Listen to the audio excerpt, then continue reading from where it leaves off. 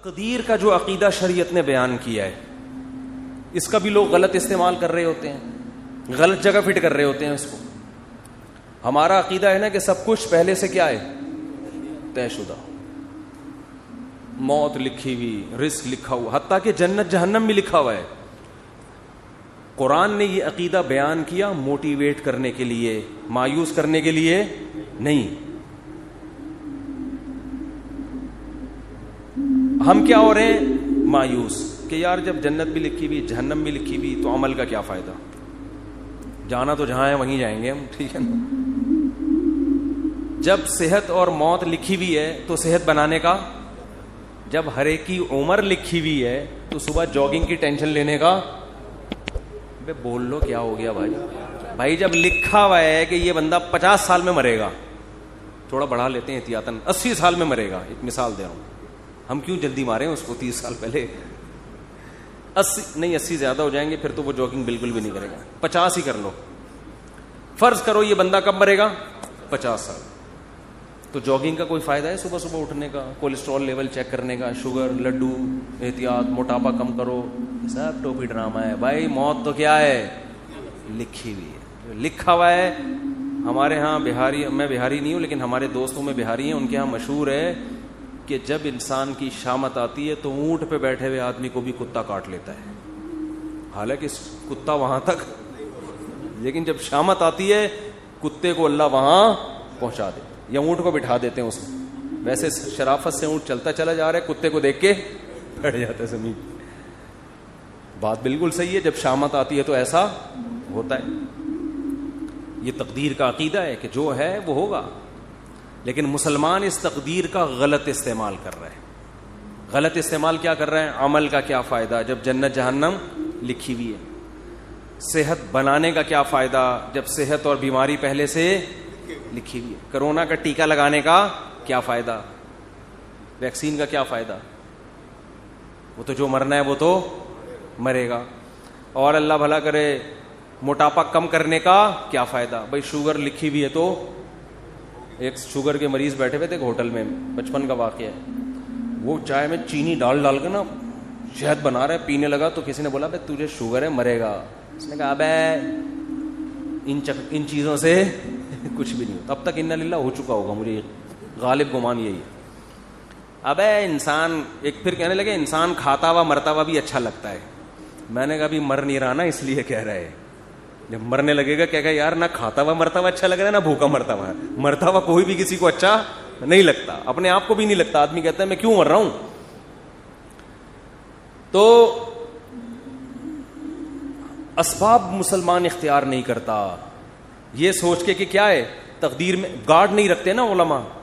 بہت سے علماء کو ہم نے دیکھا ہے, اور آج کل اس کو سادگی سمجھی جاتی ہے, سمجھا جاتا ہے. ہم حضرت جی کے پاس گئے, کوئی گارڈ نہیں تھے, ڈائریکٹ گلے ملے ان سے جا کے, اتنے سادہ اللہ, اتنے نیک. بھائی اللہ بچائے, میں کسی بزرگ کو بے وقوف نہیں کہہ رہا, لیکن عمل سے تو یہی لگ رہا ہے اگر آپ مشہور ہیں اور خطرہ ہے اور آپ کے گارڈ نہیں ہے تو کیا ہے, بولو حماقت ہے نا یہ. کیا کراچی میں تو ایک جو جس کے نہیں بھی خطرہ ہوتا وہ بھی مر جاتا ہے. کسی بھی وقت کراچی میں کوئی کسی کی جیب میں کسی بھی ٹائم پہ بم رکھ سکتا ہے کہ نہیں رکھ سکتا. یہ آپ کو پتا ہے اتنے ہیروئنچی کہاں گئے, کراچی میں ہیروئنچی ایک دم غائب. مجھے نہیں پتا کہاں گئے, لیکن اڑتی سنی ہے, اللہ ہی جانے. کہتے ہیں کہ جب شروع میں ٹارگٹ کلنگ ہو رہی تھی, بم دھماکے, تو بہت سے ہیروئنچیوں کو, واللہ عالم صحیح خبر ہے جھوٹی مجھے یقین پتا نہیں ہے لیکن سنی ہے, لیکن ایک دم سے جو ہیروئنچی شارٹ ہو گئے, توبہ تو نہیں کر سکتے اتنی جلدی کہ سارے دھل دھلا کے نیک ہو گئے ہوں, لیکن شارٹ ہو ایک دم سے ہو گئے. تو بعض خبریں اس طرح کی بھی ہیں کہ بم رکھ کے ان کو جہاں پھٹوانا تھا, کہ کسی نے پیسے کھلائے بے تو یہ پڑیا لے وہاں چلا جا, وہ وہاں گیا, ڈھین بندہ ہی اڑا دیا. واللہ ہو سکتا ہے جھوٹی خبر ہو. تو ان حالات میں مسجدوں میں سیکیورٹی کا انتظام بولو نہیں, اس کو اچھا سمجھا جاتا ہے. آپ کے گارڈ نہیں ہے, سادگی ہے, اور ماشاءاللہ بہت نیک ہیں, کوئی بھی کسی بھی وقت گلے حضرت جی سے مل سکتا. بہت سے حضرت جی ایسے دنیا میں آئے ہیں جن سے جب کوئی گلے ملائے اس کے بعد دوبارہ وہ کسی سے گلے ملنے کے قابل نہیں رہے. اخبار میں آئے وہ اگلے دن. بہت سے کیسز ہیں, جو ملا وہ بھی گیا. افغانستان میں تو بہت سے امریکیوں سے, بہت سے طالبان گلے مل کے انہوں نے کباڑا کیا ہے. بہت سے رپورٹیں آتی ہیں اس طرح کی نا, وہاں سے خبریں آتی ہیں کہ وہ گلے ملے اور وہ جنت میں بھی اب کیا کر رہے ہیں, جنت میں یا برزخ میں بغلگیری ہو رہے ہیں. وہ چھوڑ ہی نہیں رہا اس کو, کہہ رہے اب تو کہاں لے کر آ گیا مجھے. تو جب ایسے حالات ہوں تو ایسے موقع پہ سیکیورٹی کا انتظام نہ کرنا اور یہ کہنا موت تو لکھی ہوئی ہے, جب آنی ہوگی آ جائے گی, یہ تقدیر کے عقیدے کا صحیح استعمال ہے یا غلط استعمال؟ اس کا مطلب علم ہے, کھوپڑی علم ہے, تقدیر کا علم. آیتیں بھی یاد ہوں گی اس کو, جو لکھا ہوا ہے حدیث میں آتا ہے, رسول اللہ صلی اللہ علیہ وسلم نے عبداللہ بن عباس سے فرمایا, وَعَلَمْ أَنَّمَا أَصَابَكَ لَمْ يَكُنْ لِيُخْطِئَكَ, اے نوجوان, اے غلام, لڑکے, یقین کر لے جو مصیبت تیرے مقدر میں لکھی ہے ایسا ہو ہی نہیں سکتا کہ وہ تجھے نہ پہنچے, اور جو چیز تجھے نہیں ملنے والی, جو نعمت, یہ ہو ہی نہیں سکتا کہ وہ نعمت تجھے مل جائے. رفعت الاقلام وجفت الصحف, تقدیر کے قلم سے اللہ نے جو لکھنا تھا لکھ کے قلم کو ہٹا دیا, اور اس کی سیاہی بھی خشک ہو چکی ہے, اب اس میں چینجنگ نہیں ہو سکتی. سب کچھ طے ہو چکا ہے, لیکن اس کے باوجود نبی کی زندگی دیکھو, احتیاط.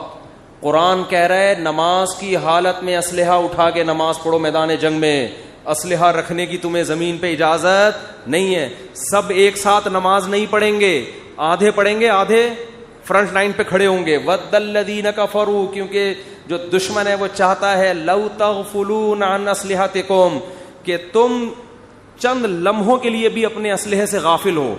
اور غافل ہو کے کیا کر رہے ہیں؟ نماز.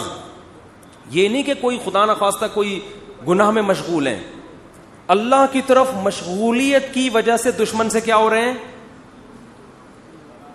غافل. یعنی عبادت میں مشغول ہونے کی وجہ سے کیا ہو رہے ہیں؟ دشمن سے غافل. اس میں تو یہ ہونا چاہیے, ہم سے کوئی پوچھتا تو ہم کہتے بھائی تم اگر اللہ کے لیے اللہ کی طرف مشغول ہو نماز میں تو اللہ تمہاری حفاظت کرے گا, کیونکہ تم اللہ کے لیے, تم کوئی گناہ تھوڑی کر رہے ہو. اور اللہ نے حکم دیا نماز پڑھنے کا, تو اللہ کے حکم کو فالو کرتے ہوئے تم اگر نماز میں مشغول ہوگے تو مدد تمہاری غیب سے آئے گی, دشمن تمہاری طرف آنکھ اٹھا کے بھی نہیں دیکھے گا. نہ نہ نہ, اللہ نے فرمایا کہ نماز تو قائم کرنی ہے. سارے نہیں نمازی, وہ سب کو دیکھیں گے نماز پڑھ رہے ہیں, ایک ہی حملے میں سب کو قتل کر دیں گے. آدھے لوگ وہاں رہیں, آدھے کیا کریں؟ نماز پڑھیں. اور اگر یہ بھی ممکن نہ ہو, مثال کے طور پر اتنی بڑی تعداد نہیں ہے مجاہدین کی کہ آدھے وہاں رہ کے دفاع کر سکیں, تو اللہ نے فرمایا جماعت چھوڑ دو. فرجالاً او رکبانا, انفرادی بھی نہیں پڑھ سکتے تو پیدل موقع ملتا ہے چلتے ہوئے پڑھ لو, اور گھوڑے پر موقع ملتا ہے تو گھوڑے پہ نیت باندھ لو. گھوڑے سے اترنے کی بھی اجازت بولو نہیں آ رہی بات میرا خیال. تو یہ صحابہ بڑے آرام سے کہہ سکتے تھے بھائی جو لکھی ہوئی ہے وہ تو آ جائے, ہم تو نماز میں مشغول ہیں. ہمارے حضرت کے ہاں پہرا ہوتا تھا نماز کے دوران, جب حضرت نماز پڑھاتے تھے ممبر پہ گارڈ آ کے کھڑا ہوتا تھا, ایسے ریپیٹر لے کے یوں دیکھ رہا ہوتا تھا. بہت سے لوگوں نے حضرت کو لکھا یہ کون سا اسلام ہے؟ نماز میں ہم اللہ کی طرف مشغول ہیں, اور محراب پہ ممبر پہ کون کھڑا ہوا ہے؟ گارڈ کھڑا ہوا ہے. نماز کے دوران یہ کیا ہے؟ حضرت فرمایا کہ نماز کے دوران نہیں بم پھٹ سکتا کیا؟ نماز کے دوران کوئی نماز توڑ کے نمازیوں پہ فائرنگ نہیں کر سکتا. یہ کون سی کتاب؟ یہ تو کسی کتاب میں نہیں لکھا کہ جی اللہ نے کہا ہے کہ جب تم نماز پڑھو گے تو نہ بم پھٹے گا, نہ کوئی دہشت گرد اندر داخل ہو سکتا ہے, اور تم سب سجدے میں ہوگے تو فرشتے تمہاری حفاظت میں لگے. نہ قرآن میں بھی نہیں لکھا, نہ حدیث کسی کتاب میں نہیں لکھا. یہ بہت سے مسجدوں میں بم دھماکے نماز کے دوران ہوئے ہیں. اچھا کچھ ویڈیوز میں نے دیکھی یوٹیوب پہ, اس میں بتایا کہ امام کا تقوی دیکھیں, زلزلہ آیا امام صاحب کھڑے ہوئے ہیں نا, کام بھی رہے ہیں کھڑے ہوئے, زلزلہ آ رہا ہے امام صاحب کیا کر رہے ہیں, ایک ایک کر کے مقتدی کھسک رہا ہے, لیکن امام صاحب زندہ باد. یہ حماقت ہے پرلے درجے کی.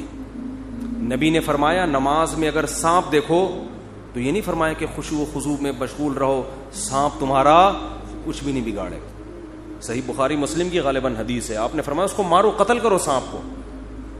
نماز توڑ دیں آپ جا کے, اس کو قتل کریں. بھائی کسی کو مار دے گا, نماز پڑھ لینا آرام سے, ورنہ نماز جنازہ ہوگی تھوڑی دیر میں پھر 15-20 آدمیوں کی. اللاجیکل باتیں آج بہت سے مذہبی لوگوں کا حصہ بن چکی ہیں, ان کی سوچ کا. اللاجیکل بات جب کریں گے, بات ایسی کریں گے, آدمی کہے گا تو چپ رہتا تو زیادہ اچھا. اللاجیکل بات, اور اس کو سمجھتے ہیں بزرگی اور کمال. اسی وجہ سے مار بھی کھا رہے ہیں لوگ. بہت سے دینداروں سے نفرت کرنے لگے ہیں کہ یار ان کی باتیں کھوپڑی میں آنے والی نہیں ہے, یہ پتہ نہیں کون سے زمانے کی باتیں کر رہے ہیں, یہ بس نہیں چلا جا سکتا دین پہ. بھائی یہ تو میں یہ عرض کر رہا تھا, ادھر قرآن نے حکم دیا کہ نماز کے دوران بھی, کیونکہ ایسا نا بلا وجہ کلاشن کوفے لے کے مسجدوں میں آ جائیں جہاں خطرہ ہو. میدان جنگ میں تو خطرہ ہوتا ہے نا, تو قرآن کیا کہہ رہا ہے, نماز میں بھی آپ نے اسلحہ اٹھا کے نماز پڑھنی. اور آدھے لوگ ادھر ہوں گے, یہ بھی نہ ہو فرجالن او رکبانا, تو پیدل یا سوار ہو کے نماز پڑھو. جماعت سے نماز ایسے موقع پہ کیا ہے, معاف ہے, کیونکہ اصل مسئلہ کیا ہے, وہاں کا مسئلہ ہے, پہلے اس کو نمٹاؤ. اور سناؤں آپ کو آگے میں, پوری امت کا اس پر اجماع ہے کہ اگر دشمن آپ کے قیدیوں کو ڈھال بنا کے لے آئے سامنے, لڑائی ہو رہی ہے, بہت سے آپ کے مسلمان قیدی دشمن کی قید میں تھے, سمجھ رہے, بہت سے آپ کے مسلمان قیدی کہاں تھے, دشمن کی قید. میدان جنگ میں وہ سامنے لے آئے ان کو فرنٹ پہ, معصوم بچے ہیں یا عورتیں ہیں یا معصوم مسلمان ہیں. اب آپ اگر فائر کریں گے تو کس کو لگے گا, مسلمان. آپ اگر تیر چلائیں گے تو ہو سکتا ہے کوئی معصوم بچے کو. میدان جنگ میں انہوں نے ڈھال بنا دیا, آپ کے لیے جائز ہے فائر کرنا ایسے موقع.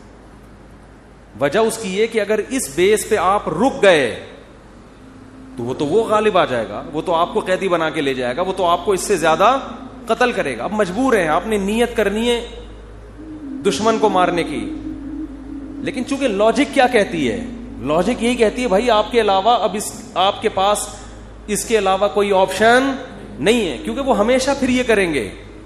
تو اس لیے ایسے موقع پہ جنگ میں اگر آپ کے اپنے جو ڈھال بنائی ہوئی انہوں نے, ان بندوں پہ گولیاں لگ رہی ہیں, تو تمام فقہا کا اس پر اجماع ہے کہ میدان جنگ میں آپ کو اجازت ہے اپنے آدمی قتل کرنے کی. نیت اپنے آدمیوں کی نہ ہو, نیت کس کی ہو, ان کی ہو. یہ مجبوری ہے, اس کے بغیر ہو نہیں سکتا. آج کوئی مذہبی آدمی اس طرح کی بات کرے, لوگ کہیں گے کیا کہہ رہا ہے, اپنے لوگوں کو قتل کرنے کی باتیں کر. عام حالات میں نہیں ہے, جب ڈھال بنا کے لائیں تو ہم نیت اس کی کریں گے دشمن کی, کہ بھائی اب مجبوری ہے, اگر مارا جا رہا ہے تو کیا کریں, ورنہ تو وہ ایسے موقع پہ کسی نے یہ نہیں لکھا کہ ہم مسلح بچھا کے بس اب تو ہمارے پاس دعا کے علاوہ کوئی آپشن نہیں. ہم کہیں گے اللہ یہ معصوم مسلمان ہمارے سامنے لے آئے, اے اللہ بس معاف کر دے, اے اللہ کیا کر, ہم تو مجبور ہیں. اب تو اللہ کہے گا بھائی زمین میں جب تک ہو تو جو اسباب اختیار کرے گا مدد اس کے ساتھ ہوگی. سمجھ رہے ہو, مدد کس کے ساتھ ہوگی, جو گراؤنڈ ریئلٹی کو دیکھے گا. جنگ میں ایسا ہوتا ہے, چالیں چلی جاتی ہیں جنگ میں, مختلف حربے استعمال کیے جاتے ہیں. تو میں یہ عرض کر رہا تھا, یہ جو تقدیر کا عقیدہ ہے اس کا صحیح مطلب کیا ہے, اس کو سمجھیں. صحیح مطلب یہ ہے, کام کرنے سے پہلے آپ نے کامیابی کے تمام ذرائع, تمام وسائل, تمام اسباب بھرپور طریقے سے استعمال کرنے. سمجھ میں نہیں آ رہی بات؟ مثال کے طور پر آپ چاہتے ہو میں 90 سال تک زندہ رہوں, ہر آدمی چاہتا ہے. نہیں چاہتے تو بتا دیں, ہاتھ کھڑا کریں. جو حضرات سبھی چاہتے ہیں, ہر آدمی چاہتا ہے میں 90 سال تک. بہت سے لوگ اس لیے بھی چاہتے ہیں تاکہ پہلی والی مرے, اللہ معاف فرمائے, غلط سوچ ہے. ان کو پتا ہوتا ہے ہماری زندگی میں اس کے مرنے کا کوئی چانس, بہت غلط سوچ ہے, یہ میں بتا دوں, لیکن ہے بعض لوگوں کی. تو ہر آدمی چاہتا ہے, عورتیں بھی مرد بھی. آپ نے کیا کرنا ہے, اور اللہ کی طرف سے بھی اجازت ہے, حدیث میں آتا ہے, مفہوم حدیث کا, مسلمان کی جو لمبی عمر ہے وہ اس کے حق میں کیا ہے, رحمت ہے. اس کی زندگی میں رمضان کے روزے زیادہ ہوں گے, اس کی زندگی میں صدقات زیادہ ہوں گے, اس کی زندگی میں زکاتیں زیادہ ہوں گی. تو اعمال کا ایک بہت لمبی عمر, مسلمان اگر نیکیاں کرے اس میں تو بہت بڑی اللہ کی نعمت ہے, بہت بڑی رحمت ہے. اس کے پاس اعمال کا ذخیرہ بہت زیادہ, اس کے پاس لیلۃ القدریں زیادہ ہوں گی, اس کے پاس بقرعید کی قربانیاں زیادہ ہوں گی, بہت کچھ اس کے پاس زیادہ ہوگا. اب آپ نے کیا کیا, آپ نے کہا بھائی زندگی چاہیے, اللہ نے حکم دیا اسباب اختیار کرو. سمجھتے ہو, جو بھی اسباب, اور ہر چیز کے ماہرین سے پوچھا جاتا ہے کہ اس کا سبب کیا ہے. آپ چاہتے ہو, آپ کے پاس W11 ہے, مزدہ ہے, آپ چاہتے ہو کہ یہ لانگ لائف ہو اس کی, تو آپ مفتیوں سے پوچھو گے. آپ کس سے پوچھو گے؟ میکینکس, جو مزدہ کے میکینک ہوتے ہیں. آپ کے پاس 1 to 5 ہے, آپ 1 to 5 کے جو میکینک ہیں ان سے پوچھو گے یار میں چاہتا ہوں جو میری بائک آج جیسی چمک رہی ہے اور جیسی انجن کی پاور آج ہے 20 سال کے بعد بھی یہ ایسی رہی, تو آپ کو بتائے گا بھئی آئل جلدی چینج کر لیا کرو, مینٹیننس کا خیال کرو, یہ کرو, وغیرہ وغیرہ وغیرہ. آپ کسی مولانا صاحب کے پاس آؤ گے تو وہ آپ کو اس کا جواب بولو نہیں, وہ یہ بتائے گا کہ یعنی اگر آپ لمبی عمر چاہتے ہو, یہ باڈی بھی تو ایک مشین ہے نا, تو آپ اس کے لیے ڈاکٹروں کے پاس جاؤ گے, علماء کے پاس نہیں. علماء کے پاس صرف یہ پوچھنے کے لیے آؤ گے کہ لمبی عمر کا اسلام میں کوئی فائدہ بھی ہے یا نہیں ہے, یہ بتا دیں آپ مجھے. باقی عمر, صحت کیسے ہوگی, عمر میں اضافہ کیسے ہوگا, یہ کون بتائے گا؟ یہ میں نہیں بتاؤں گا, ٹھیک ہے, یہ میں نہیں بتاؤں گا. یہ کون بتائے گا؟ یہ ڈاکٹر صاحب بتائیں گے آپ. تو اب ڈاکٹروں سے پوچھا جائے گا تو آپ کو ڈاکٹر بتائیں گے بھائی کولیسٹرول لیول چیک کرو وغیرہ, جو بھی بتاتے ہیں. اب وہ الگ بات ہے, خود بہت جلدی مر جاتے ہیں وہ. اکثر ڈاکٹر بیچارے پتہ نہیں کیوں بہت جلدی مر رہے ہیں. مجھے حکیم 99 سال تک زندہ میں نے دیکھے, 90-99, ڈاکٹر جلدی مر رہے ہیں. یہ عجیب بات ہے, حالانکہ علم ڈاکٹروں کے پاس حکیموں سے جدید علم ہے نا. اس کی وجہ پتہ ہے کیا ہے؟ ڈاکٹر صحت کے اصول بتاتے ہیں, خود اس پر عمل کرتے نہیں ہیں. سگریٹ کے آپ ان سے تقریر کروا لو, سگریٹ کے اتنے نقصان, خود 6 ڈبے ایک دن میں خالی کر رہے ہوں گے. تو باتیں کرنے سے صحت نہیں بنتی ہے. حکیموں کو ہم نے دیکھا ہے جو بیسک صحت کے اصول ہیں نا ان کو فالو کر رہے ہوتے ہیں. رات کو جلدی سونا, صبح جلدی اٹھنا, صبح لمبی واک کرنا, تھوڑا کھانا, یہ بیسک اصولوں پر 90-95 سال کے ہم نے بہت دیکھے. تو وہ بیسک اصولوں کو نا لے کے چل رہے ہوتے ہیں. خیر, تو آپ کو پتا چل گیا بھائی صحت کا یہ اصول ہے, تو آپ نے جاگنگ شروع کر دی, جم جانا شروع کر دیا, یہ بھی ہو گیا, وہ بھی ہو گیا. اونٹ پہ ایک دن بیٹھے, پاگل کتے نے کاٹ لیا آپ کو اور آپ کیا ہو گئے؟ مر گئے, ہسپتال میں پڑے ہیں. یہاں تقدیر کام آئے گی. اب آپ نے غم نہیں کرنا یار میں نے تو اتنا کچھ کیا, میں نے یہ, میں یوں. تو ایسے موقع پہ, یہ اس موقع کی حدیث ہے, وَعْلَمْ أَنَّمَا أَصَابَكَ لَمْ يَكُنْ لِيُخْطِئَكَ. نبی حضرت عبداللہ بن عباس سے فرما رہے ہیں کہ یقین کر لے جو مصیبت تجھے پہنچی ایسا ہو ہی نہیں سکتا تھا کہ وہ نہ پہنچے. بس اللہ نے مقدر یہی کیا ہوا تھا. تم نے اپنے اسباب اختیار کر لیے, تمہیں ثواب مل گیا, لیکن اللہ نہیں چاہتا تھا. بات آ رہی ہے سمجھ میں؟ تو ہو جاتا ہے ایسے موقع پہ ہے, پہلے نہیں ہے, کام کے بعد ہے. بشرطے کہ آپ نے کام پورا کیا ہو. آپ نے کام پورا کیا ہو. اگر آپ نے کام پورا نہیں کیا تو پھر تسلی کا آپ کو حکم نہیں ہے.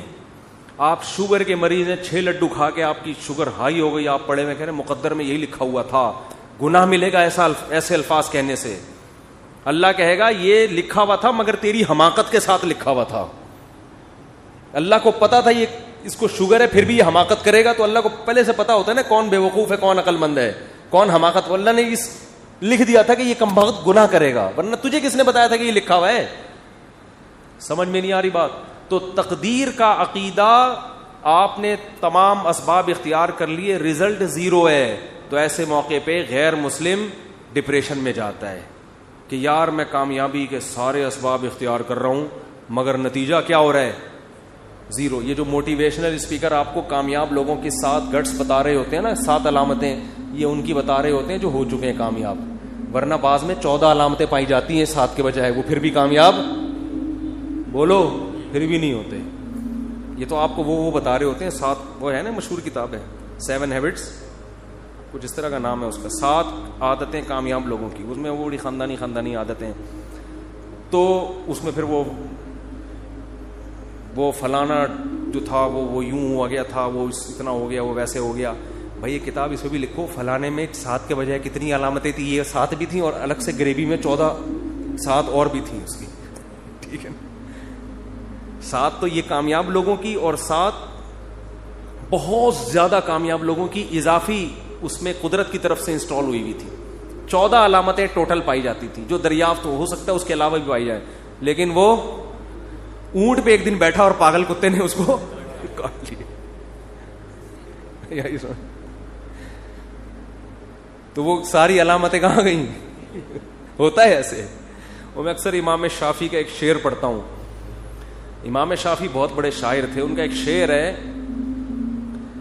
وہ شعر کہتے ہیں کہ اذا سمعت بان مشدودا حوا عودا فاثمر في يديه فصدقي واذا سمعت بان محروما اتى ماء ليشربه فغاض فصدقي یا فحققی.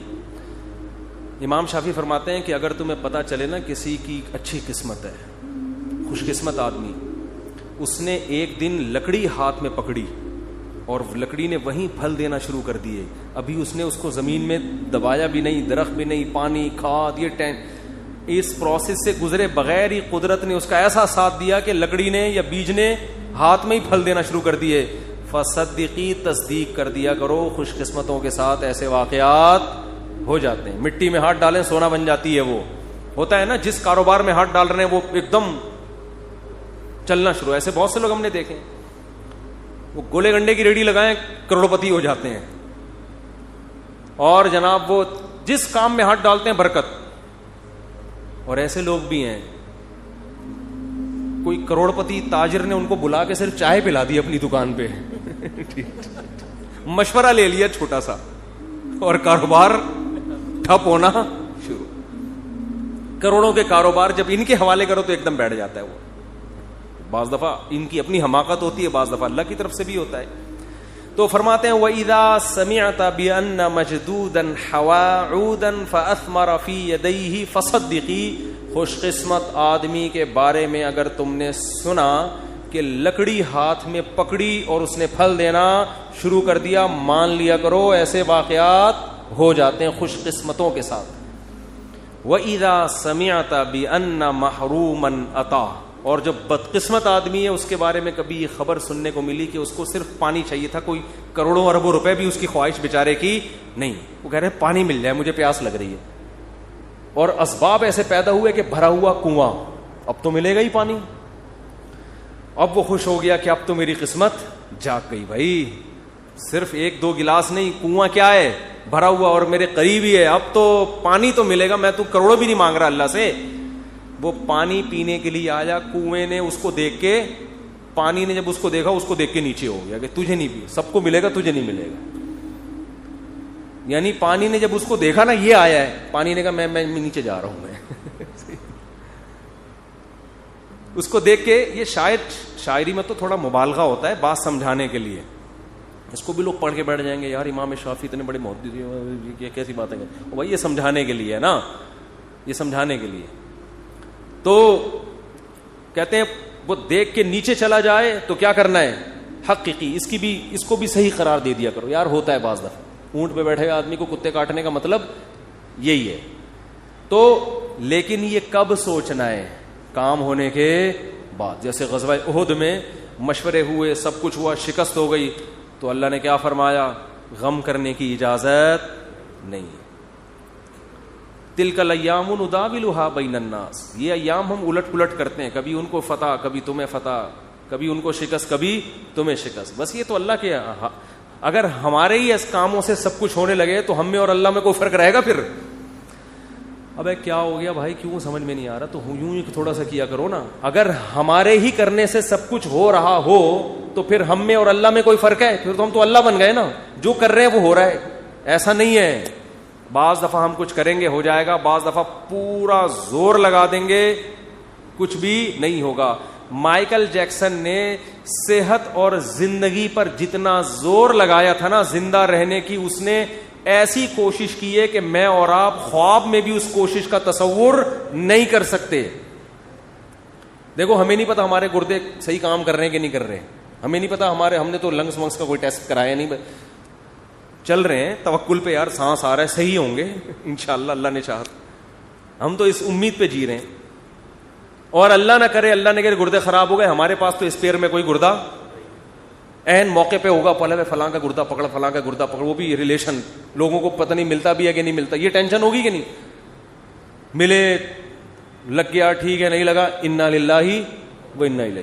مائیکل جیکسن نے کہا یہ رسک میں نہیں لے سکتا. مائیکل جیکسن نے کوئی بندہ پکڑا, ڈاکٹر صاحب اس کا گردہ لگ سکتا ہے؟ ڈاکٹروں نے کہا ہاں لگ سکتا ہے. اس نے کہا تیرا گردہ میں نے اتنے کروڑوں میں خرید لیا, ابھی اپنے اندر ہی لگا رہنے دے. اگر بالفرض فیوچر میں مجھے کڈنی کی ضرورت پڑی تو تیرا جو رائٹ والا کڈنی ہے وہ تیرا نہیں ہے, وہ کس کا ہے؟ میرا, اور اس کے ایڈوانس پیسے پکڑ. یہ ہر مہینے پیسے دینا یہ حرام ہے, یہ اسلام میں یہ جائز نہیں ہے, لیکن ان کے یہاں کیا حلال حرام, جب ڈانس کرنا حلال ہے ان کے تو باقی کیا رہ گیا. تو یہ سارے جو پارٹس جو لگ سکتے ہیں اس کے پہلے سے سودے ہوئے نہیں. ہم کورونا کے باوجود غلط کر رہے ہیں, گلے مل رہے ہیں ایک دوسرے سے, اچھا کام نہیں ہے. اگر اس وقت مائیکل جیکسن زندہ ہوتا نا, کورونا کی ٹینشن سے ویسے ہی اس نے مر جانا تھا, یہ بتا رہا ہوں, کیونکہ وہ ہاتھوں میں گلوز پہنتا تھا کہ کسی کے ہاتھ سے ہاتھ مس ہوگا. اور جراثیم کی الیک میں برداشت نہیں, میں اپنے جراثیم کو کسی دوسرے کے جراثیم کو عید ملنے کی اجازت نہیں دے سکتا اپنے جراثیم کے ساتھ. اگر وہ غالب آ گئے اور میرے والے کمزور پڑ گئے تو میرا کیا بنے گا. آرمی بھیجی انہوں نے کہ بھائی اس کو اٹھاؤ, اس کا اتنا بڑا شو ہونے والا ہے, کروڑوں روپے کے ٹکٹ بک گئے ہیں, پولیس آئی, فوج آئی, نیٹو نے حملے کیے ہوں گے, اٹھ جا بھائی. اس نے کہا بھائی میں ایسا سوئے ہوں مجھے دنیا میں کوئی بھی نہیں اٹھا سکتا, کیونکہ یقین نہیں آ رہا تھا کہ یہ کیسے سو گیا یار, پتہ ہی نہیں چلا کب روح نکلی ہے, دار خالق حقیقی سے جا ملی. تو یہاں مائیکل جیکسن کے لواحقین اول تو ہوتے ہی نہیں, ان لوگ کے لواحقین بھی نہیں ہوتے زیادہ, ان لوگوں کے لواحقین بھی زیادہ, نہ شادی ہوتی ہے نہ بچے ہوتے ہیں, لواحقین تو ہم لوگ کے ہوتے ہیں بھائی. میں نے بتایا تھا نا گدھے کا کوئی باپ, اس کو گدھا نہیں کہہ رہا مائیکل جیکسن کو, ایک مثال دے رہا ہوں. گدھے کا نہ ماموں ہوتا ہے, نہ خالہ ہوتی ہے, نہ پھپھی, نہ چاچا, نہ بھتیجا, نہ بھانجا. تو اگر آپ نکاح کے بغیر زندگی گزارتے ہو, گدھا نکاح کے بغیر زندگی گزارتا ہے نا, تو نہ اس کا خالہ ہے, نہ بھتیجا ہے, نہ ماموں, نہ چاچا. جو نکاح کے بغیر زندگی گزارتے ہیں ان کا بھی نہ باپ ہوتا ہے, نہ خالہ, نہ چاچو, نہ ماما. مائیکل جیکسن کا تھا, لیکن میں ایک مثال وہ بہت سمٹ کے بہت تھوڑے سے رہ گئے, ایک عدد ابا اور شاید ایک آدھ کوئی وہ ہیں, بیوی تھی, بچی بھی ایک, چلو بہت بزرگ تھے ان کے. یہ بہت بڑا خاندان تھا مائیکل جیکسن کا کہ ایک عدد بیوی اور ایک عدد بچی, بہت عظیم خاندان. شادی پہ کتنے لوگ آئیں گے یار, اب شادی کس کی, بیٹی کی شادی پہ, سوری, ایک گورے نے کتاب لکھی ہے ٹینشن سے بچنے کی. اچھا جو بیٹی ہوتی ہے نا اس کا بھی باپ سے ریلیشن کیا ہوتا ہے وہ میں آپ کو اس کتاب میں بتا رہا ہوں. یعنی ایک بیٹی پیدا ہوئی ان کا, مائیکل جیکسن کی نہیں, ایک نارمل جن کی ہوتی ہے. گوروں میں ایک شخص نے, ماہر نفسیات نے کتاب لکھی ہے گوروں کو ٹینشن سے بچانے کے لیے. ٹینشن تو بہت زیادہ ہے نا وہاں پہ, ڈپریشن سے بچانے کے لیے. اس میں ایک بات لکھی ہے کہ اگر آپ کسی ٹینشن میں ہیں تو سب سے پہلے یہ طے کرنا ہے کہ یہ ٹینشن کسی اور کی ہے یا آپ کی ہے. بعض دفعہ آپ کسی اور کی ٹینشن میں خود لے رہے ہو. پھر اس نے مثال دی جیسے بیٹی کی شادی, اس نے کہا یہ بیٹی کی ٹینشن ہے, آپ کی. یار تم کیا کہہ رہے ہیں یار. اس نے کہا یہ آپ کی ٹینشن نہیں ہے, یہ کس کی ٹینشن ہے. تو آپ تو اس کو لطیفہ اس لیے سمجھ رہے ہو کہ ہمارے ہاں باپ بیٹی کا ریلیشن بہت مضبوط. بیٹی کو اتنی ٹینشن نہیں ہوتی جتنی باپ کو ہوتی ہے, کیونکہ بچیاں تو نہ سمجھ ہوتی ہیں, ان کو نہیں پتا ہم فیوچر کو تباہ کر رہے ہیں. باپ کو زیادہ ہوتی ہے. تو بھائی آپ خدا کے لیے ایسی کوئی کتاب نہ لکھیں. آپ جب ماہر نفسیات ہوں تو لکھیں کہ اگر آپ کی بیٹی کی ٹینشن ہے تو وہ آپ کی ٹینشن ہے, اس کو حل کس نے کرنا ہے, کیونکہ آپ اس کے باپ ہو. صرف بلڈ ریلیشن نہیں ہے, ایک روحانی ریلیشن بھی ہے باپ بیٹی میں. خیر کہاں سے بات چلی تھی, کدھر کو نکل گئی, میں کیا بتا رہا تھا یار بیان. تو میں یہ عرض کر رہا تھا کہ تقدیر والی آیتیں بھی جہاں فٹ کرنی چاہیے وہاں نہیں ہو رہی, بلکہ مایوسی پیدا کرنا, عمل میں ڈھیلے ہونا, دکان پہ بیٹھا ہوا مکھیاں مار رہا ہے, ابے جو مقدر کی روزی, جو میں نے دیکھا ہے نا لوگوں کے ڈائلاگ, ابے جو مقدر میں لکھا ہوا ہے وہ تو آئے گا. اب کیا بیٹھ کے باتیں بولیاں لگا رہے ہیں اور پبلسٹی کر رہے ہیں اور اس کو اتنا. ابے ایک تاجر سے میں ملا, ماشاءاللہ ان کی اچھی آمدن, میں نے کہا یار آپ کا نہ میں نے کہیں ایڈورٹائز دیکھا ہے آپ کی کمپنی کا, نہ کو آپ تو ٹھیک ہے اللہ نے آپ کو دیا ہے تو ذرا پبلسٹی کرو اس کی, تھوڑا کام بڑھاؤ. اس نے کہا یار روزی تو کس سے آتی ہے, مقدر سے, بس اللہ بہت دے رہا ہے, مجھے کیا ضرورت ہے. میں نے کہا پہلی بات آپ کو ضرورت نہیں ہے, قوم کو ضرورت ہے. نیک لوگوں کے پاس پیسہ ہوگا تو فائدہ قوم کو ہوگا. پیسہ تو گھومتا ہے نا, آپ نہیں ہو تو یہ دوسرے کی جیبوں میں جائے گا. دوسرا چور بھی ہو سکتا ہے, ڈاکو بھی ہو سکتا ہے, آپ نیک آدمی ہو, آپ کے بچوں کو فائدہ اس سے. ایک آدمی کے لیے تو 1 لاکھ بھی ضروری نہیں ہے, نہیں تو سارا ہوتا بیوی بچوں کے لیے, قوم کے لیے, ملک کے لیے, مسلمانوں کے, ان کے لیے ہوتا ہے. ورنہ ایک کے لیے کیا ضرورت ہے, اپنے گولے گنڈا لگاؤ, شام کو 2 روٹی کھاؤ, بس ختم. مسلمان کو جو پیسہ کمانے کا حکم ہے آپ کی اپنی پیٹ بھرنے کے لیے نہیں ہے. مسلمان کے طاقتور ہونے سے اسلام پاورفل ہوگا, اور مسلمان کے کمزور ہونے سے اسلام کمزور ہوگا. تو وہی ہے کہ سوچتے نہیں ہیں, کھوپڑی استعمال نہیں کر رہے. خیر, تو تقدیر کا عقیدہ آپ نے تمام اسباب و وسائل اختیار کر لیے, پھر بھی اگر رزلٹ 0 ہے یا نقصان ہوتا ہے, کوئی بات نہیں. ہوا مولانا, وہ کیا ہے, قل لن یصیبنا الا ما کتب اللہ لنا. دیکھو کیا زبردست آیت ہے. صحابہ کو جب غزوہ احد میں شکست ہوئی ہے نا, تو منافقین مذاق اڑانے لگے, دیکھا ہمارے مشوروں پر عمل نہیں ہوا, غلط مشورے ہوئے تھے, یہ ہوا تھا, ہو گئی نا شکست. تو صحابہ کو اللہ نے حکم دیا, ان کو یہ کہو لن یصیبنا الا ما کتب اللہ لنا. ہمارے جو ساتھی شہید ہو گئے, ہمیں جو شکست ہو گئی, ہمیں جو زخم پہنچے, ہمیں وہی مصیبت پہنچی ہے جو ہمارے رب نے لکھی تھی. تو رب غلط چیز بولو نہیں لکھتا, تو رب نے لکھی تھی, اور ہمارے جب ہم اس کے حکم پر عمل کر رہے ہیں تو اچھا ہی لکھا ہوگا ہمارے لیے. ہوا مولانا, وہ ہمارا دوست ہے, وہ ہمارا دشمن نہیں ہے. دیکھو مصیبتیں سب کو آئیں گی, اللہ کو ماننے والوں کو بھی, اللہ کو نہ ماننے والوں کو بھی, دونوں کو آتی ہیں. ماننے والوں کے حق میں یہ مصیبت رحمت ہے, کیونکہ نبی نے فرمایا انا عند ظن عبدی بی. اللہ کہتے ہیں کہ جو بندہ میرے بارے میں جیسا گمان کرتا ہے میرا معاملہ اس کے ساتھ ویسا ہی. کافر یہ سمجھتا ہے کہ خدا نے جو مصیبت پہنچائی ہے وہ ٹینشن ہے. مسلمان کہتا ہے اللہ ہمارا دوست ہے, ہوا مولانا, وہ ہمارا دوست ہے, وہ ہمیں اگر کوئی مصیبت پہنچا رہا ہے تو ہماری خیر خواہی میں, ہماری برائی میں نہیں. تو یہ مصیبت آپ کے لیے کیا بنے گی, رحمت بنے گی, یہ نعمت بنے گی اللہ کی طرف سے مصیبت, اس میں بھی خوشی ہوگی. تو اب صحابہ منافقین پریشان تو نہیں, یعنی وہ تو خوشیاں منا رہے تھے کہ بھائی اس میں کیا رحمت ہو سکتی ہے, یہ جو اتنے لوگ شہید ہو گئے, اتنے زخمی ہو گئے, اور شکست ہو گئی, کافر خوش ہو کے چلا گیا, اور یہ کہہ رہے ہیں کہ اللہ ہمارا دوست ہے, جو بھی مصیبت دے گا وہ ہمارے فائدے کے لیے. تو اس میں کیا فائدہ ہے؟ تو اللہ نے 3 فائدے قرآن میں گنائے. وَيَتَّخِذَ مِنْكُمْ شُهَدَاءَ, فرمایا سب سے پہلا فائدہ, اللہ نے بہت سے لوگوں کو شہادت کے مرتبے پر پہنچا دیا. مرنا تو اب بھی تو سبھی دنیا سے چلے گئے نا, کوئی زندہ ہے ان میں سے؟ بھائی جو نہیں شہید ہوئے وہ بھی چلے گئے, جو منافق تھے, جو باتیں کر رہے تھے وہ بھی قتل ہو گئے یا مر گئے. لیکن نام کس کا لیا جاتا ہے؟ غزوہ احد کے شہداء کا. حضرت حمزہ رضی اللہ تعالیٰ عنہ کی قبر مبارک پانی کے کنارے پر تھی. عمر بن عبدالعزیز کے دور میں کسی کو خواب آیا کہ وہ, انہوں نے بتایا کہ پانی گزر رہا ہے اور میری میت کو یہاں سے نکالو. تو وہاں سے ان کی جب میت کو نکالا گیا تو بالکل تازہ خون بہ رہا تھا. شہداء کا خون تو میں نے خود سونگا ہے, اور کچھ شہداء کے خون کی خوشبو تو میں نے اپنی ناک سے سونگی ہے. 6 مہینے بعد بہت سے شہداء ہوتے ہیں ان کا جسم سلامت ہوتا ہے. یہ تو اللہ دنیا میں دکھا دیتا ہے. وہ میں نے بتایا تھا نا, ریڈ کراس والوں نے ایک وہ لگائی ہے کہ بعض لوگوں کی قبر خون سے خوشبو آتی ہے, بعض کی خون سے خوشبو نہیں آتی. یہ ریڈ کراس کی رپورٹ ہے, وہ ان کی آفیشیل ویب سائٹ پہ میں نے دیکھی تھی, وہ انہوں نے اڑا دی ہے وہاں سے. ٹھیک ہے نا, حالانکہ خود ان کی اپنی رپورٹ تھی, وہ وہاں سے انہوں نے کیا کر دی ہے, خبر ہی اڑا دی. اور ہمارے بہت سے ساتھیوں نے تو بہت سے کی سونگی ہے, جن میں مفتی عتیق الرحمان شہید رحمۃ اللہ علیہ جو درس قرآن دیتے تھے. 6 مہینے بعد ان کی خبر کھلی ہے, 6 مہینے بعد بھی جسم سے خون بہ رہا تھا. اور ان کا بیٹا میرا شاگرد ہے, اس نے مجھے بتایا کہ میں نے خود اپنی ناک سے خوشبو بھی سونگی اور باڈی بھی 6 مہینے بعد بھی سلامت. تو یہ مقام مرنے کے بعد عام لوگوں کو ملتا ہے, بولتے کیوں نہیں؟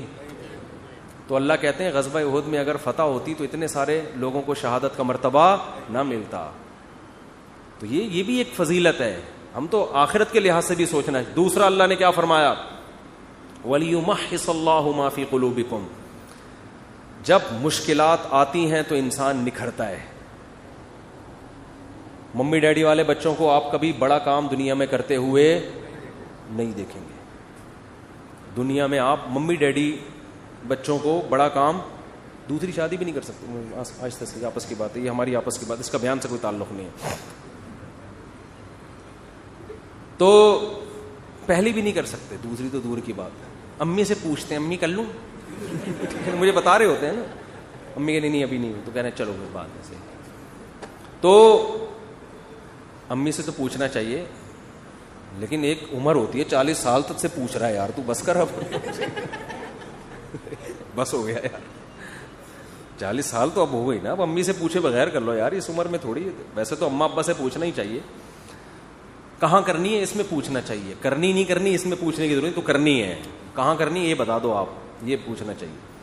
اچھا خیر, تو اللہ کہتے ہیں کہ یہ مشکلات دیکھو, دنیا میں جہاں بھی فورسز کو ٹریننگ دی جاتی ہے تو گدوں پہ نہیں دی جاتی. ایئر کنڈیشن کمروں میں اور گدوں پہ سلا کے آرمی کو ٹریننگ نہیں دی جاتی کہ جی آپ نے کیڈٹ کالج میں گئے, سوری آپ نے جو ہے نا وہ کیڈٹ بھرتی ہو گئے, اب آپ کی 1 سال کی ٹریننگ ہے, آپ فوج میں گئے, جی کہاں ٹریننگ دی جائے گی, جی وہ فلاں مولٹی فارم کا گدا ذرا ایسا ہے اس پہ چوٹ نہیں لگتی, وہاں آپ کو ہم اچھل کود سکھائیں گے. ایسا ہوتا ہے. ان کو ٹریننگ دی جاتی ہے مشکلات میں, جنگلوں میں. اور وہ جو ایس ایس جی کمانڈوز ہوتے ہیں, ایس ایس جی کمانڈوز سے ایک میں نے انٹرویو لیا کچھ دن پہلے, اتنی ٹف ٹریننگ, میرے ہوش اڑ گئے یار. میں نے کہا انسان ہو یار, کیا ہو تم. 30-35 آدمی رہ گئے تھے, پتہ نہیں کتنے ہزار گئے تھے اس میں ٹریننگ میں. تو بہت ٹف ٹریننگ ہوتی ہے, لیکن وہ ٹف ٹریننگ کے بعد لائف بن جاتی ہے, پھر کوئی کام ان کو ٹف لگتا نہیں. اس نے مجھے بتایا کہ ایس ایس جی ٹریننگ میں اتنی ٹف ٹریننگ ہوتی ہے, جنگلوں میں چھوڑ دیتے ہیں بغیر پانی کے, بغیر خوراک کے, اور اس ٹف ٹریننگ میں بہت سے لوگ بھاگتے, جو بھاگتے چاہتا ہے اس کو بھاگنے دیتے ہیں کہ بھئی یہ زبردستی والا کام نہیں ہے. بھاگتے بھاگتے تھوڑے سے لوگ آخر میں رہ جاتے ہیں. تو ٹف ٹریننگ کا فائدہ کیا ہوتا ہے, لائف آپ کی بن جاتی, پھر کوئی کام آپ کو ٹف لگتا نہیں, آپ چل سکتے ہو, آپ دوڑ سکتے ہو, پھر بہت اچھی زندگی گزرتی ہے, آپ ہنسی خوشی زندگی. جیسے پاکستانی جب باہر جاتا ہے تو سویڈن اور آسٹریلیا جیسے ملک میں ان کو ٹینشن نہیں ملتی تو وہ پاگل ہونے لگتے ہیں. اتنی ٹینشنیں دیکھی ہوتی ہیں, وہاں جا کے گوگل پہ ٹینشن لکھ کے تلاش کر رہے ہوتے ہیں, بھائی کہیں سے کوئی ٹینشن ملے تو ہمیں سوڑا, جتنی بجلی استعمال کر رہے ہو اتنا بل آ رہا ہے. اور حکومت بے روزگاروں کو بھی الاؤنس دے رہی ہے. ہسپتال میں جاؤ, اتنے خوبصورت ہسپتال, میں نے تھائی لینڈ کا ہاسپٹل دیکھا بھائی, اتنا خوبصورت, گدے مدے, ابھی اتنا, گھر میں آدمی کو وہ سہولت نہیں مل رہی ہوتی, تو اتنا کوئی ٹینشن ہی نہیں ملے گی تو بعض دفعہ آدمی عادی ہو جاتا ہے نا ٹینشنوں کا. دوسری شادی والا تو ایسے ملکوں میں رہ ہی نہیں سکتا, حقیقت بتا رہا ہوں آپ کو. تو میں یہ عرض کر رہا تھا, قرآن نے کیا کہا کہ جو زخمی ہوئے اور یہ جو اتنا مسائل آئے, اس سے اللہ تمہارے دلوں کو کیا کر رہا ہے, نکھار پیدا کر. شاعر نے کہا ہے نا, آئینہ بنتا ہے رگڑے لاکھ جب کھاتا ہے دل, کچھ نہ پوچھو دل بڑی مشکل سے بن پاتا ہے دل.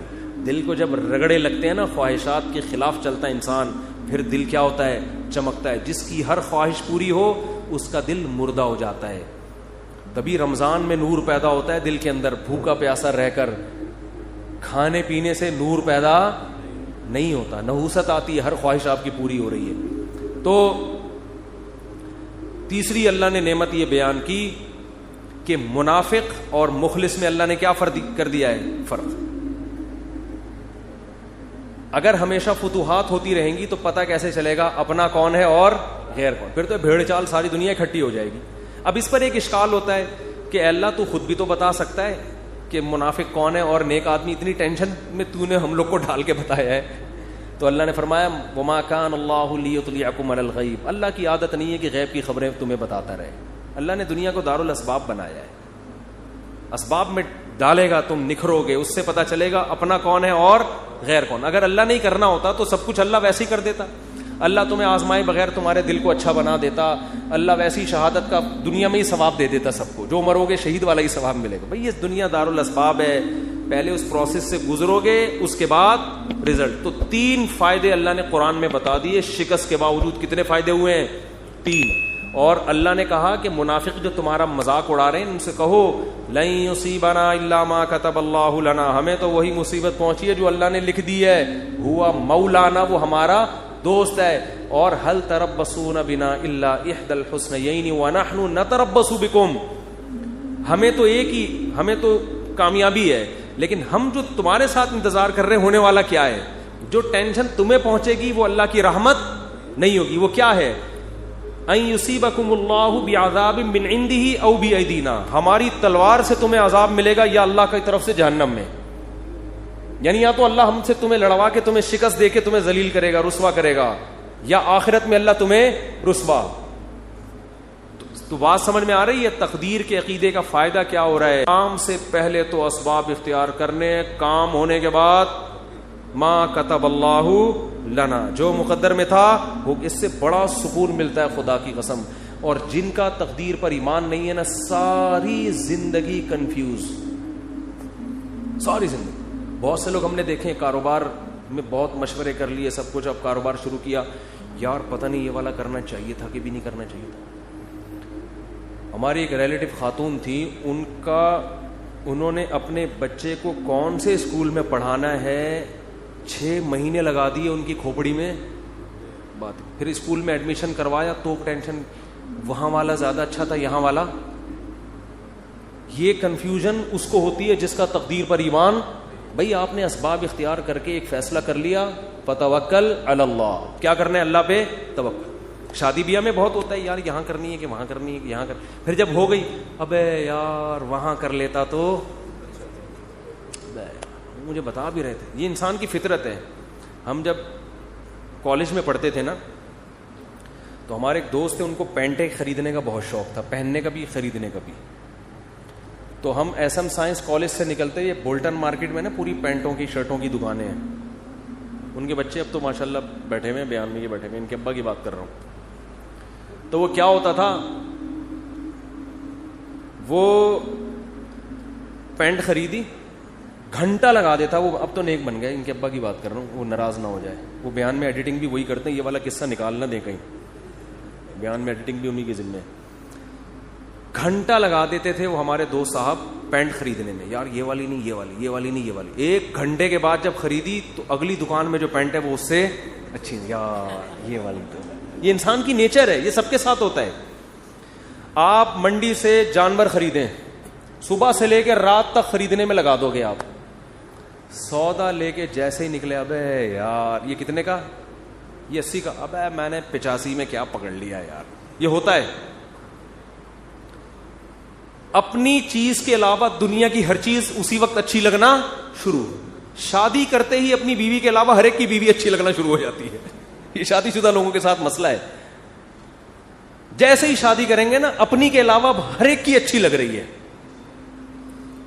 یہ ان لوگوں کی عادت ہے جن کا تقدیر پر ایمان بولو نہیں ہوتا.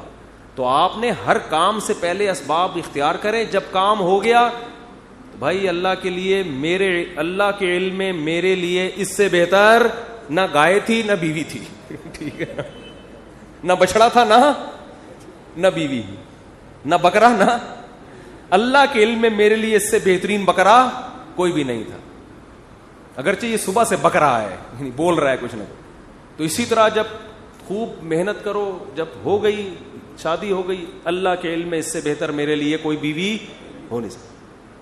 اس کی خامیاں ہیں یار, خامیاں تو سب میں ہوتی ہیں. ہمارے حضرت فرمایا کرتے تھے کہ جب تک شکر کا جذبہ پیدا نہیں ہوگا, جب تک یہ عقیدہ نہ رکھیں کہ جتنی خوبصورت میری بیوی ہے, چاہے وہ جتنی ٹیڑھی میڑھی ہو, آڑی ترچھی, اللہ کے علم میں میرے لیے اس سے خوبصورت کوئی بھی نہیں تھی.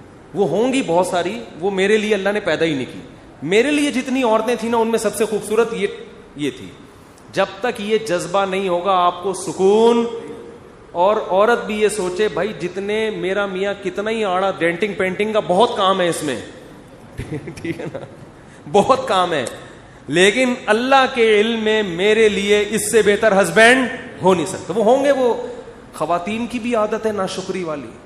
عورتیں اکثر اپنے میاں سے بحث کر رہی ہوتی ہیں, اس کے میاں کو دیکھا, وہ تو یہ شاپنگ کراتا ہے, وہ تو یہ خریداری کرتا ہے. اس کے میاں میں جو خامیاں ہیں وہ بیان نہیں ہوتی. ایک صاحب کہنے لگے, ایک خاتون نے کہا کہ بھئی وہ انگریز شوہر ہے, وہ اتنا تھینک یو, اتنے اچھے اخلاق سے اپنی بیوی سے بات کرتا ہے, اور ایک آپ وہ گالیوں سے بات شروع کرتے ہو, گالیوں پہ ختم کرتے ہو. تو میں نے کہا گالیاں والی تو نہیں دینی چاہیے, لیکن اس کو بولو یہ جو انگریز ہوتے ہیں نا, صرف تھینک یو کے علاوہ ایک دھیلا اپنی بیوی کو دے کے دکھائے. تو آپ اپنی وائف سے بولو کہ سارا نان نفقہ میرا معاف کر دو, گیس بجلی کا بل معاف کر دو. پھر اور اس ہر نوٹ کے بدلے میں ایک تھینک یو. نہیں ہاری بات, ہر نوٹ کے بدلے میں ایک تھینک یو. تو تھینک یو کی گردان پوری بیٹھ کے سنا دے گا. زندگی میں کبھی اس کی پیشانی میں بل نہیں آئے گا. تو یہ انسان کی نیچر ہے. دوسرے کی خامیاں نظر نہیں آتی, خوبیاں, اور اپنے والے کی خوبیاں نظر نہیں آتی, خامیاں نظر آتی. یہ مرد کے ساتھ بھی ہوتا ہے, عورت کے ساتھ بھی. لیکن جن کی طبیعت میں اللہ نے شکر کا جذبہ رکھا ہے, تقدیر پر ایمان رکھا ہے, وہ کہتے ہیں اللہ کے علم میں میرے لیے اس سے بہتر کوئی بھی نہیں.